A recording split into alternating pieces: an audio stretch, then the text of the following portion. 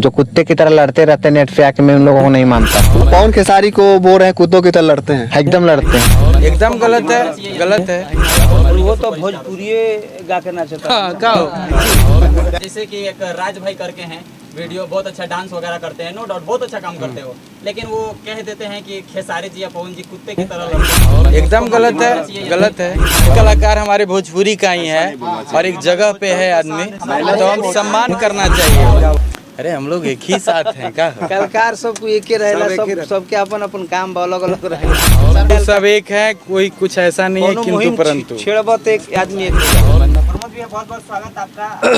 संकराय studio का आज उद्घाटन हुआ है पटना में, आप आए हैं और आपका शुभ हाथों से आज फीता कटिंग हुआ है, क्या कहना है? अरे हमारा हाथे से ना, भाइयों के हाथे में गुंजन जी के, और बहुत ही अच्छा भाई के स्टूडियो में आके लागल कि हाँ वाकई बनौले बनी। आ भाई के भी टोटल प्रोडक्शन के कैमरा वगैरह एडिटिंग से लेकर सारा काम इनकरा भी उपलब्ध हो गई बा। तो केहू भाई के अगर करावे के बताई, शंकरा स्टूडियो में या समनियों के गाना बहुत सारा शंकरा है, बहुत सारा गाना, ये हमारा म्यूजिक भी बनौले बड़े, बहुत अच्छा म्यूजिक डायरेक्टर हैं भाई। तब सब भाई के बहुत सारा प्यार आशीर्वाद है। गुंजन भैया आप क्या कहना चाहेंगे? सबसे पहले आप सबके चैनल से देखे वाला तमाम दर्शकगण के हम गुंजन सिंह पैर छू के प्रणाम करते हैं, गोड़ लगातरी।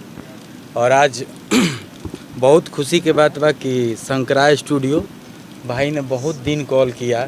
आज ऐसा हुआ हम जाने वाले थे दिल्ली, लेकिन नहीं जा पाए, तो हमको लगा कि एकदम चलना चाहिए।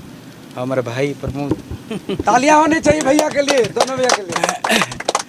तो दिनों के बाद प्रमोद भैया और गुंजन भैया एक साथ नजर आ रहे हैं। अरे हम लोग एक ही साथ हैं का। कलाकार सबको एक ही रहेला, सबके अपन अपन काम अलग अलग रहेला। हो जाला पर सबको एक ही साथ है बा। हम लोग सब एक हैं, कोई कुछ ऐसा नहीं है, किंतु परंतु छेड़बत एक आदमी एक हो जाला। तो हम लोग के नजर में अलग अलग कर देता रहते भैया दोनों आदमी एक साथ में बहुत अच्छा लग रहा है देख करके। अच्छा? क्या हमारे ऑडियंस को आप दोनों आदमी एक साथ में किसी मूवी में भी नजर जरूर जरूर बहुत जरूर, बनाएंगे इसमें भाई, क्या है? स्टेट में तो जरूर बनेगा फिल्म। भैया और क्या कहना चाहेंगे इस स्टूडियो के बारे में? आज आए हैं और बहुत अच्छा लग रहा है इस स्टूडियो को, जिस हिसाब से इसका पोस्टिंग किया गया है, बहुत काफी बेहतरीन लुक लग रहा है। देखिए सबसे बड़ी बात है कि इसका नाम आप इतना अच्छा रखे हैं, शंकराय।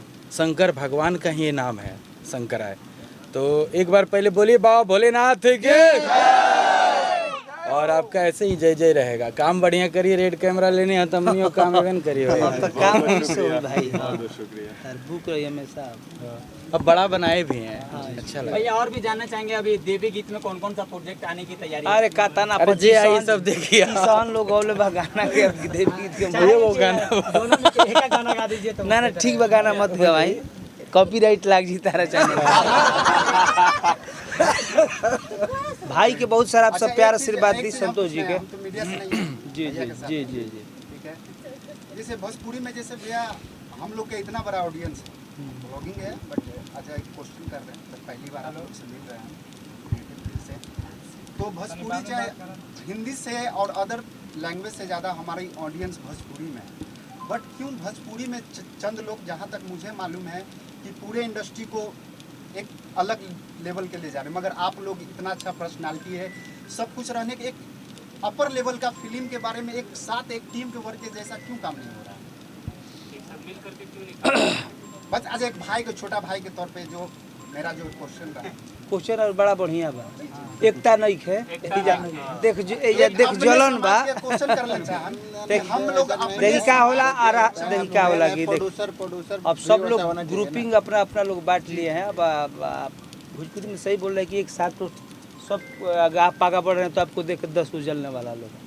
हालांकि आदमी कोशिश करता है कि एक साथ मिलकर काम करे, मगर देखिए प्रोड्यूसर को भी लोग फॉल्ट होता है। जो कुछ ऐसे प्रोड्यूसर हैं जो मतलब एक साथ नहीं करना चाहते, तो बजट अलाउ नहीं करता उन लोग का, बजट भी नहीं, जो भी है आप लोग मीडिया के माध्यम से भी इस चीज़ को कीजिए कि एक हमारी इंडस्ट्री सब मिल के और एक अलग लेवल के जो साउथ इंडियन में जो अदर लैंग्वेज है, जो डबिंग होके हमारी भोजपुरी में डब होता है अदर लैंग्वेज के, तो भोजपुरी पे सब मिल के ऐसा कुछ किया जाए कि हमारे लैंग्वेज को पूरे ऑल ओवर वर्ल्ड वाइज कि हम लोग अगर साथ मिलकर करेंगे तो जरूर ऐसा होगा। इसमें सारे लोगों को मिलकर साथ काम करना होगा। क्या भैया? सबको मिलकर काम करना पड़ेगा, और प्लस आज जो हॉल का स्तर भी है इसके कारण स्तर भी गिर गई, बहुत गिर गया है। जब से कोरोना आया लोग हॉल में जा ही नहीं रहे और पहले ही नहीं जाते थे। अब कोरोना से जो सब डर रहा उसके बाद तो सब यूट्यूब और सैटेलाइट पे ही रह गया है। भोजपुरी एल्बम इंडस्ट्री पूरे इंडिया में सेकंड नंबर पे भी चल रहा है। भोजपुरी एल्बम इंडस्ट्री काफी ज़्यादा चल रहा है, लेकिन फिल्म इंडस्ट्री गिरा हुआ है। सब हो जाई भाई, तनी समय लगी। कोरोना के कारण हो रहा है। सब भैया लोग अब एक साथ आ गए हैं तो कुछ बेहतर ही सब लोग अगर अच्छे लोग अगर एक साथ मिलके काम करेंगे तो बहुत सुधार। सबसे बड़ी बात एक बात बोलना चाहेंगे दोनों भैया के बारे में। ये लोग दिन रात संगीत के प्रति ही सोचते हैं, दिन रात आप लोग को एंटरटेन करते हैं। इनके लिए जोरदार दोनों भैया के लिए तालियां। आने वाले भैया आपके प्रोजेक्ट में क्या क्या देखने को मिला, कुछ क्या अलग देखने को मिला? सब कुछ देखे के मिली अश्लीलता छोड़ के सब कुछ देखे के मिली। एक लास्ट क्वेश्चन रहेगा, उसके बाद एंड करते हैं। अपने भोजपुरी के स्टार को कोई अदर जगह का स्टार अगर गाली दे देता है तो बहुत ज़्यादा खराब लगता है। भाई जैसे कि एक राज भाई करके हैं, वीडियो बहुत अच्छा डांस वगैरह करते हैं, नो डाउट बहुत अच्छा काम करते हो, लेकिन वो कह देते हैं कि खेसारी जी या पवन जी कुत्ते की तरह लड़ते हैं। ये कौन सी बात है सोशल मीडिया पे कह देना सब? छोड़ो कुल बात।